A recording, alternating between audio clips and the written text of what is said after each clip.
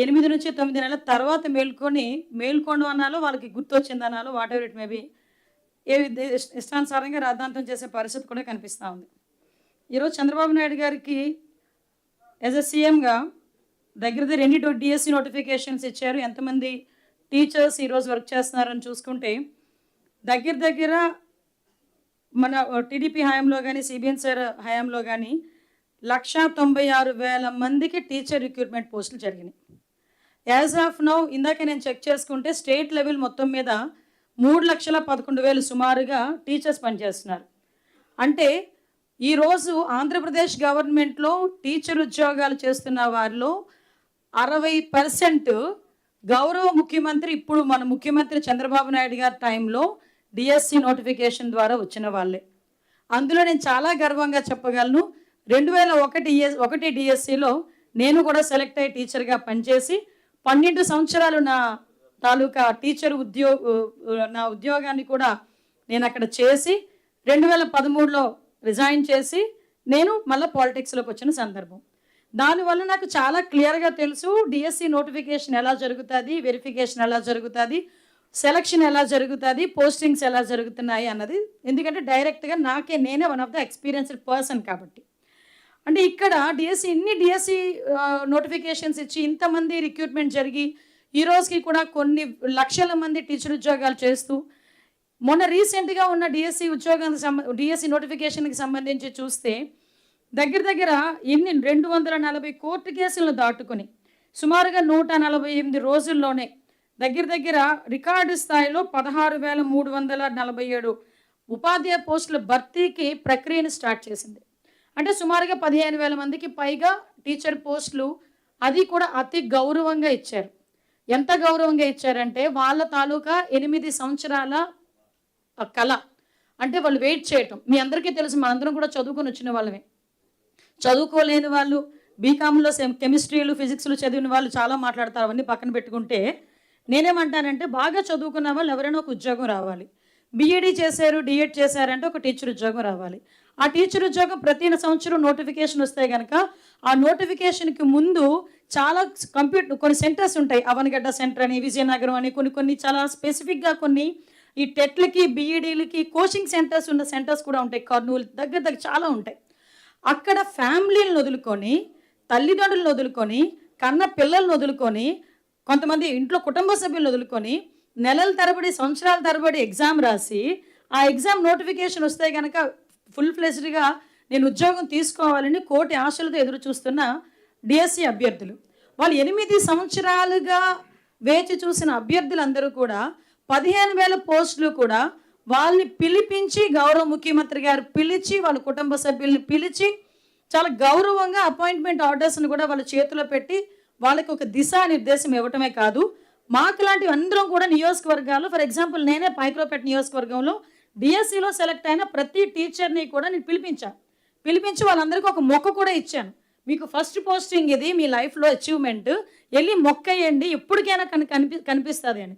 అంటే ఒక emotional bonding DSC అభ్యర్థులు కానీ, డిఎస్సి నోటిఫికేషన్ కానీ, ఒక టీచర్ పోస్ట్ కానీ.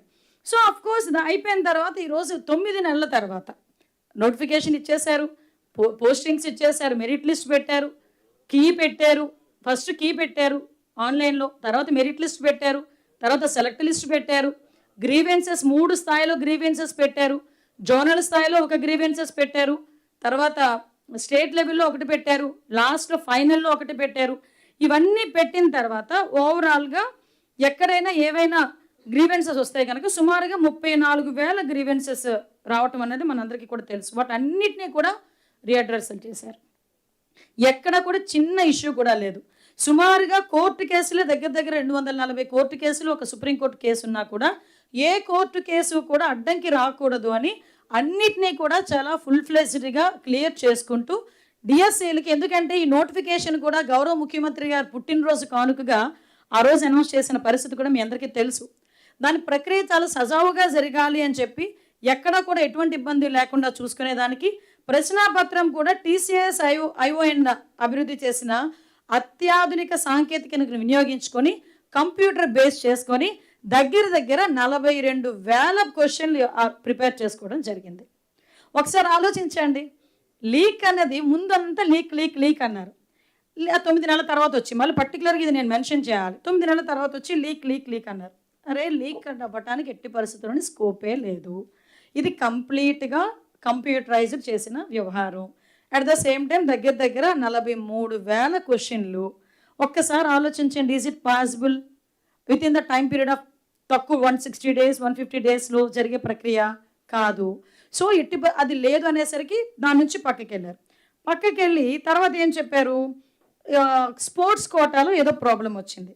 అని నేను ఒకటే అడుగుతున్నా, స్పోర్ట్స్ కోటాకి సంబంధించి ఇంతకుముందు స్పోర్ట్స్ కోటాలో మనం ఇప్పుడు ఈ రిజర్వేషన్ 3% రిజర్వేషన్ స్పోర్ట్స్ కోటాలో ఉంది. ఈ 3% రిజర్వేషన్ స్పోర్ట్స్ కోటాలో మొత్తం పోస్టుల సంఖ్య 421. అందులో ఈరోజు ఫిల్ చేసినవి 382. ఇందులో ఫిల్ చేసినవి కూడా 382 ఫిల్ చేశారు.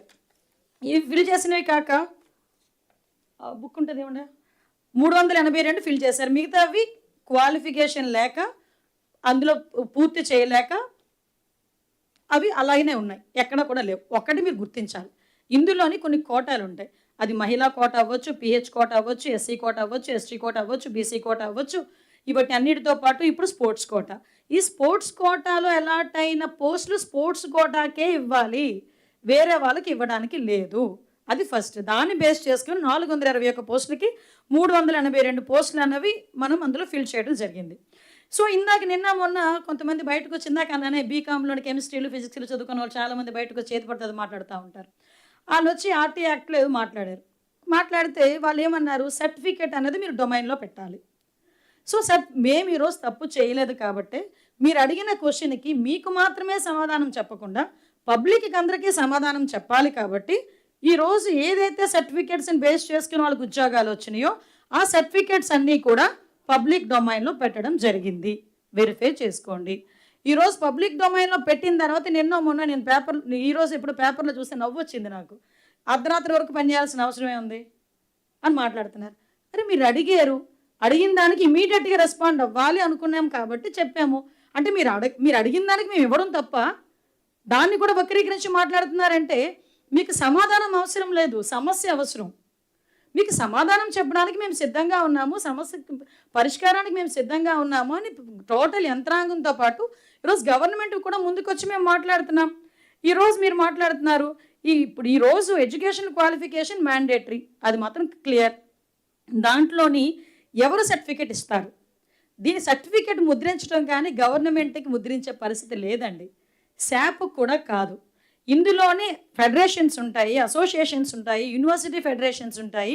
వీళ్ళు స్టేట్ లెవెల్లోని, నేషనల్ లెవెల్లోని, యూనివర్సిటీస్ లెవెల్లోని కూడా సర్టిఫికేట్స్ ఇష్యూ చేసిన తర్వాత యాజ్ పర్ దట్ సర్టిఫికేట్ వాళ్ళు అప్లై చేసుకున్న తర్వాత ఆ అప్లికేషన్ వెరిఫికేషన్ సమయంలో అకాడమిక్ వెరిఫికేషన్ కూడా 15 మంది టీం వర్క్ చేస్తుంది. వీళ్ళు అడిగిన దానికి అకాడమిక్ వెరిఫికేషన్ జరిగిందా ఒక్కటి నాకు అర్థం కాదు. అకాడమిక్ వెరిఫికేషన్ జరగకపోతే టెట్ ఎలా క్వాలిఫై అవుతారు? జనరల్గా లాజిక్ ఆలోచించండి, బుర్ర ఉండాలి కదా. టెట్ దగ్గర సగానికి సగం సర్టిఫికేట్ వెరిఫికేషన్ అయిపోద్ది. కొంతమంది అందులో టెట్ క్వాలిఫై అయిన వాళ్ళు ఉన్నారు. అందులోని ఇప్పుడు సబ్జెక్ట్ టీచర్స్కి సంబంధించి టెట్ కూడా ఉంటుంది. అందులో క్లియర్గా మీకు ఏదైతే సర్టిఫికేట్ వెరిఫికేషన్ అన్నారో అది అకాడమిక్ వెరిఫికేషన్ 15 మంది టీంతో జరుగుతుంది మనకి శాప్లో కూడా. నెక్స్ట్ ఈ వెరిఫికేషన్ ఏదైతే స్పోర్ట్స్ కోటాలోని సర్టిఫికేట్ కూడా ఆ వెరిఫికేషన్ ఏదైతే ఫెడరేషన్స్ ఉన్నాయో మళ్ళీ జెన్యూనిటీకి ఆ ఫెడరేషన్కి పంపించి వాళ్ళు ఓకే అన్న తర్వాత మాత్రమే లిస్ట్ అన్నది డిపార్ట్మెంట్కి వస్తుంది. అప్పుడు మాత్రమే హారిజంటల్ రిజర్వేషన్స్ బేస్ చేసుకొని పెట్టడం జరిగింది. ఇక్కడ మాట్లాడితే హారిజంటల్ రిజర్వేషన్ గురించి మాట్లాడతాడు ఒక పెద్ద మనిషి వచ్చి. హారిజంటల్ రిజర్వేషన్ ఎప్పుడు వచ్చిందో తెలుసా? అసలు మీరు సెక్రటేరియట్ ఉద్యోగాలు చేశారు కదా, తీశారు కదా లాస్ట్ గవర్నమెంట్లో, అప్పుడు కూడా హారిజంటల్ రిజర్వేషన్ బేస్ చేసుకొని చేశారు. నాకు తెలిసి GO number 77 I think so, GO number 77 I think 2022లోనే వచ్చినట్టుంది జీవో నెంబర్ 77. ఇదిగో ఆ జీవో నెంబర్ 77 హారిజంటల్ రిజర్వేషన్. అది హారిజంటల్ రిజర్వేషన్లోనే ఇప్పుడు కూడా డిఎస్సి ప్రక్రియ కూడా మొత్తం కొనసాగింది. అందులో ఎక్కడ కూడా ప్రాబ్లం రాలేదు. సో ఓవరాల్గా ఇక్కడ వీళ్ళు చేస్తున్న ఏదైతే కొంతమంది 2-3 తీసుకుని వచ్చి ఇలా ఇచ్చేసారు అలా ఇచ్చేసారు అని చెప్పేసి మాట్లాడుతున్నారు. అంటే ఇందులోని కూడా మేము అబ్జర్వ్ చేసుకుంటే అంటే ప్రతిదానికి ఒకటేంటంటే వీళ్ళ పరిస్థితి ఎలా ఉందంటే గుడ్డ కాల్చి మొహాన్ని పెడితే వాళ్ళే తుడుచుకుంటారు, ఏదో అంటారు కదా, గుడ్డ కాల్చి మొహం మీద పడేస్తే వాళ్ళు తుడుచుకుంటారని కాన్సెప్ట్. కానీ మేము తుడుచుకునే పొజిషన్లో లేవు. ఎవడు గుడ్డ కాల్చాడు, ఎందుకు కాల్చాడు, కాల్చిన తల దానికి మోటో ఏంటి, దాన్ని తిప్పికొట్టే ప్రొసీజర్లో మేము ఉన్నాం ఈరోజు ఇక్కడ కూర్చున్నాం. ఇంతకు ముందు వ్యవహారాలు కాదు, మీరు ఏది పడితే అది మాట్లాడేస్తే దాని గురించి మేము కూర్చోడానికి. అట్ ద సేమ్ టైం ప్రజలకి కూడా మేము చెప్పాలి, ఏమి జరుగుతుంది అన్నది ప్రజలకి వివరణగా చెప్పాలి. కాబట్టి చెప్పే పరిస్థితి కూడా మా అందరికీ కూడా ఉంది ఇక్కడ.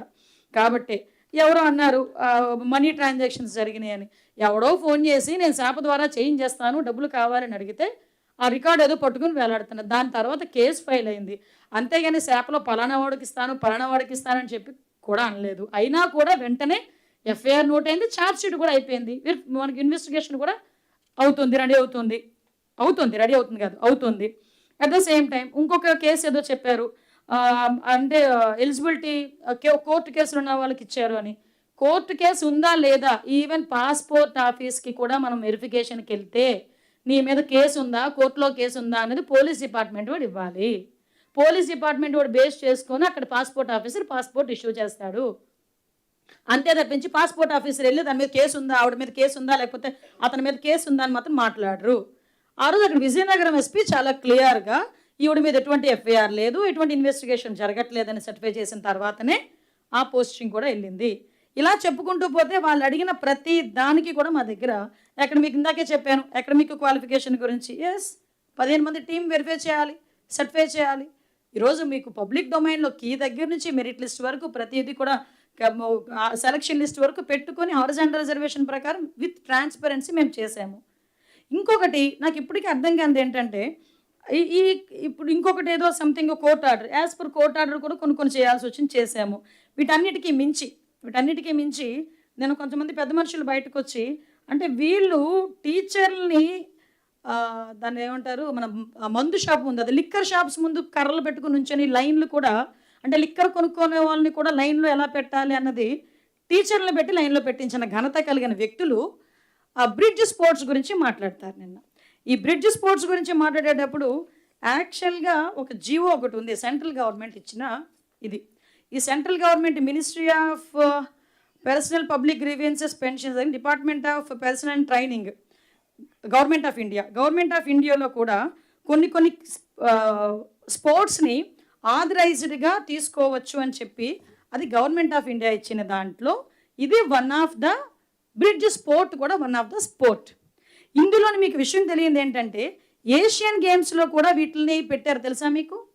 అందులో ఇండియా వాడికి ఒక బ్రాంజ్ మెడల్ కూడా వచ్చింది తెలుసా అది మీకు, బ్రిడ్జ్ స్పోర్ట్స్లో ఏషియన్ గేమ్స్లో. మీకు ఇంకో విషయం, ఏ స్పోర్ట్స్ అయినా ఎప్పుడైనా ఎందులోనైనా అలో చేయొచ్చు. కొన్ని సందర్భం ఇప్పుడు ఒలింపిక్ గేమ్స్లో కూడా క్రికెట్ని ఎలా యాడ్ చేయాలన్న ఒక ఆలోచనతో కూడా ఉన్నారు. అంటే ఈరోజు ఎందుకు పెట్టారు, ఎందుకు చేయాలి, చాలామంది ఎక్స్పర్ట్స్ కూర్చొని చేసిన దాన్ని ఈరోజు ఇంప్లిమెంట్ చేయాలి. కాబట్టి ఈరోజు గవర్నమెంట్ ఇచ్చిన అథారిటేటివ్ లిస్ట్లో అది ఉంది. వీటితో పాటు చాలా గేమ్స్ ఉన్నాయి అందులోని, ఈ బ్రిడ్జ్ స్పోర్ట్స్తో పాటు చాలా గేమ్స్ ఉన్నాయి అందులోని. దాన్ని బేస్ చేసుకొని ఈరోజు ప్యాకార్డ్ ఆడినోడికి టీచర్ ఉద్యోగం ఇస్తారా, ప్యాకార్డ్ ఆడినోడికి టీచర్ ఉద్యోగం ఇచ్చామా లేదా అన్న తర్వాత క్వశ్చన్, టీచర్ ఉద్యోగం వచ్చినోడిని తీసుకెళ్ళి బ్రాందీ షాపుల ముందు నిలబెట్టావే, దాని గురించి ఎందుకు సమాధానం చెప్పట్లేదు వీళ్ళు, దాని గురించి సమాధానం చెప్పాలి కదా. ఇంకా టీచరే అవ్వలేదు, వాళ్ళ గురించి మేము మాట్లాడుతున్నాం. టీచర్ అయ్యి ఒక ప్రొఫెషనల్ ఉద్యోగంలో ఉండి ఒక దాని గౌరవప్రదమైన ప్రొఫెషన్లో ఉండి ఈరోజు వెళ్ళి బ్రాందీ షాపుల ముందు కూర్చోబెట్టి వాళ్ళ రాజకీయాల కింద ఉపయోగించుకునే పరిస్థితులు కనిపించలేదా ఈరోజు చాలా క్లియర్గా మేము చెప్తున్నాం. బ్రిడ్జ్ స్పోర్ట్స్ని 2018, 2022 ఏషియన్ గేమ్స్లో కూడా పెట్టారు. అందులోనే ఇండియన్ టీము బ్రాంజ్ మెడల్ కూడా వచ్చింది. ఇప్పుడు ఇంటర్నేషనల్ ఒలింపిక్ అసోసియేషన్ వాళ్ళు వీళ్ళు కూడా కొన్ని మార్పులు చేర్పులు చేయడానికి కూడా చూస్తున్నారు. సో నేనేమంటానంటే ఇలా చూసుకుంటే మీరు అడిగిన ప్రతిదానికి మా దగ్గర సమాధానం ఉంది. కానీ ఈరోజు కేవలం ఒక రకమైన దురుద్దేశం. ఎలాంటి దురుద్దేశము, 5 సంవత్సరాలు మేమేమీ చేయలేకపోయాము, లాస్ట్ 60 రోజుల ముందు 6,000 పోస్టులు తీస్తామని ఎందుకు పనికిరాని ఒక నోటిఫికేషన్ ఇచ్చి కరెక్ట్గా ఎలక్షన్కి 60 రోజుల ముందండి నోటిఫికేషన్ ఇచ్చిందాన్ని 6,100 పోస్టులకి దేనికో ఇచ్చారు. ఇచ్చి మేమే చేసామని చెప్పి ఆ రోజు కూడా దాన్ని అడాప్ట్ చేసుకుందామని చూశారు. మీరు అబ్జర్వ్ చేశారో లేదు, ఆ రోజు వీళ్ళకి ఇవన్నీ కనిపించలేదు, చెప్పాలని ఆలోచన రాలే. సో నేనేమంటానంటే అది ఎందుకు పనికిరాని నోటిఫికేషన్ ఇచ్చి ఆ నోటిఫికేషన్ గురించి ఎవరైనా కోర్టుకు వెళ్తే ఈజీగా పోతుంది. కానీ దాన్ని అప్పుడు క్యాన్సిల్ చేసి గౌరవ్ లోకేష్ గారు ఏది కూడా తక్కువకి ఇవ్వలేదే. మళ్ళీ 16,000 పోస్టులు ఆ రోజు క్రియేట్ చేయడానికని చూసి ఈరోజు మా సూపర్ 6లో వన్ ఆఫ్ ద ప్రామిస్ అది. ఈరోజు చాలామంది డిఎస్సి యువత అభ్యర్థులందరూ చాలామంది గౌరవ్ లోకేష్ గారిని వచ్చి అడిగిన పరిస్థితి. ఉద్యోగ అవకాశాలు ఇవ్వాలనే నేపథ్యంలో మేము చేసిన పొజిషన్స్ అవి. సో కంపల్సరీగా మంచిగా చేయాలనే ఉద్దేశంతో ఆ రోజు మేము ట్రాన్స్పరెంట్గా ఎక్కడ ఒక చిన్నది కూడా మీకు తెలుసో లేదో, మీ తాలూకా వాళ్ళు ఎవరైనా అడిగారో లేదో చెప్పండి. ఏ రాజకీయ నాయకుల దగ్గరికి వచ్చి ఎవరు కూడా ఒక కానిస్టేబుల్ పోస్ట్ ఇప్పించండి అని కానీ, ఒక టీచర్ పోస్ట్ ఇప్పించండి అని కానీ ఎవరు కూడా రికమెండ్ చేయలేదు. చేసిన అవమాన సంగతి తెలుసు. ఎందుకంటే గవర్నమెంట్ అంత ట్రాన్స్పరెంట్గా మేము పనిచేసాం. దానికి ఈరోజు మీరు బయటకు వచ్చి ఇష్టానుసారంగా ఎలా పడితే అలాగ మాట్లాడి చేసేద్దామంటే ఈరోజు జనాలు కూడా నమ్మే పరిస్థితుల్లో లేరు. ఈరోజు మేము చాలా ట్రాన్స్పరెంట్గా పనిచేసాము. ఈరోజు డిఎస్సి నోటిఫికేషన్ ఇవ్వడంలో కానీ, డిఎస్ అభ్యర్థుల్ని సెలెక్ట్ చేయడంలో కానీ గౌరవ ముఖ్యమంత్రి గారికి ఉన్నంత ఎక్స్పీరియన్స్ ఇంకెవరికీ లేదు. ఇంకో విషయం చెప్పాలి, చిన్న ఎగ్జాంపుల్. గ్రూప్ 1 పెట్టారండి వీళ్ళు లాస్ట్ గవర్నమెంట్లో. గ్రూప్ 1 ఒకటి చేశారు. అది ఇప్పుడు ఏ పొజిషన్లో ఉందో మీకు తెలుసు. ఇప్పుడు ఏ పొజిషన్లో పాపం అభ్యర్థులు అనాలో సెలెక్టెడ్ లిస్ట్ ఉన్నారో ఏమనాలో అర్థం కావట్లేదు. ఆఖరికి వాళ్ళ మీద ఏ ఆరోపణలు అండి? డ్రైవర్ల చేత, కండక్టర్ల చేత కూడా దిద్దించారన్నది ఆరోపణలు. ఆటో డ్రైవర్ల చేత కూడా. ఆఖరికి ఈరోజు పరిస్థితి ఏంటి? ఈరోజు డిఎస్పీల కింద ట్రైనింగ్ అయ్యారు, ఆర్డీఓలు అయ్యారు మొన్నటి వరకు. వాళ్ళందరూ ఈరోజు అగమ్య గోచరం. అలాగే చంద్రబాబు నాయుడు గారి హయాంలో ఒక్కరిని చూపించండి అలాగా సెలెక్ట్ అయ్యి ఇంట్లో కూర్చున్నామండి అనుకున్న వాళ్ళని. సో నేను ఒకటే చెప్తున్నా, ఈరోజు మాకు చిత్తశుద్ధి ఉంది. మేము ప్రజలకి జవాబుదారీతనం, మేము ప్రజలకి జవాబు చెప్పాలి. ఈరోజు మేము అనుకున్నది అనుకున్నట్టుగా మేము చేయటానికి, ప్రజలకు మంచి చేయడానికి మేము సిద్ధంగా ఉన్నాం. మీ నోటుకు వచ్చినట్టు రాస్తాము, నోటుకు వచ్చినట్టు మాట్లాడతాము, ఎలా పడితే అలా మాట్లాడతామన్నా మేము ఒకటి సమాధానము చెప్తాం. దానికి తగినట్టుగా ప్రజలకు అర్థమయ్యే విధంగా మేము సమాధానము చెప్తాం. అదేవిధంగా అంతకు మించి జనాలను ఇబ్బంది పెట్టే దృష్టిలో కానీ ఈరోజు ఏంటంటే వీళ్ళ ఉద్దేశం ఏంటంటే ఆ గ్రూప్ 1 అభ్యర్థులకు సంబంధించి చిన్న రప్చర్ అయింది కదా, యాజ్ టీజ్గా ఇలాంటి ఎలిగేషన్స్ పెడితే 16,000 కుటుంబాలు రోడ్డుకి ఎక్కేస్తాయి అని వాళ్ళ ఆలోచన. కానీ వాళ్ళందరూ కూడా చాలా హ్యాపీగా ఉన్నారు. వాళ్ళందరూ మంచిగా ఉద్యోగాలు చేసుకుంటున్నారు. 1 సంవత్సరం అయిపోతుంది వాళ్ళకి ఉద్యోగ సర్వీస్, 1 సంవత్సరం అయిపోతుంది ఈరోజు. కాబట్టి నేను కూడా మళ్ళీ చెప్తున్నా, డిఎస్సి లాంటి దాంట్లో ఎటువంటి అవకతవకలు చంద్రబాబు నాయుడు గారి టైంలో జరగలేదు. దానికి బెస్ట్ ఎగ్జాంపుల్ నేనే. ఏ పరిస్థితుల్లో సెలక్షన్ జరుగుతుందో కూడా నాకు తెలుసు. కాబట్టి దయచేసి ప్రజలు కూడా అర్థం చేసుకోవాలి. అట్ ద సేమ్ టైం ప్రతిపక్షాలు కూడా కొంచెం తెలివితో ప్రవర్తిస్తే కొంచెం వాళ్ళకి కూడా నాకు అర్థం కాదండి. బొత్స సత్యనారాయణ గారు చాలా సీనియర్ లీడర్, ఆయన కూడా బ్రిడ్జ్ స్పోర్ట్స్ గురించి ఏమీ తెలియక అలా మాట్లాడితే నేనేమంటానంటే, ఉత్తరాంధ్రలోని ఎంతో కొంత అందరికీ తెలిసిన నాయకుడు ఆయన, విద్యాశాఖ మంత్రి చేశారు. అటువంటి వ్యక్తి తన క్రెడిబిలిటీ కాపాడుకోవడానికైనా జగన్మోహన్ రెడ్డి ఏం చెప్తే అది చెప్పడం మానేసి కొంచెం మెచ్యూర్డ్గా మాట్లాడుంటే నిజంగా మేమందరం కూడా చాలా హ్యాపీ ఫీల్ అయ్యేవాళ్ళమే. నిజంగా ఒక్కొక్కసారి ఆలోచిస్తుంటే అంత సీనియర్ లీడర్లు కూడా ఎందుకు ఇలాంటి ట్రాపుల్లో పడుతున్నారో నాకైతే అర్థం కావట్లేదు. Thank you.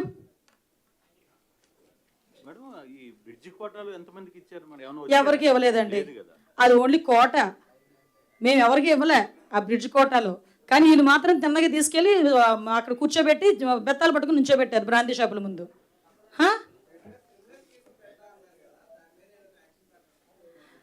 అమ్మ మేము ఒకటి ఏంటంటే, ఏదైనా ప్రభుత్వానికి సంబంధించిన రిపోర్ట్ని కానీ, ప్రభుత్వానికి సంబంధించిన ఇష్యూస్ని కానీ తప్పుడు ప్రచారాలు చేస్తే కంపల్సరీ క్రిమినల్ కేసెస్ ఉంటాయి.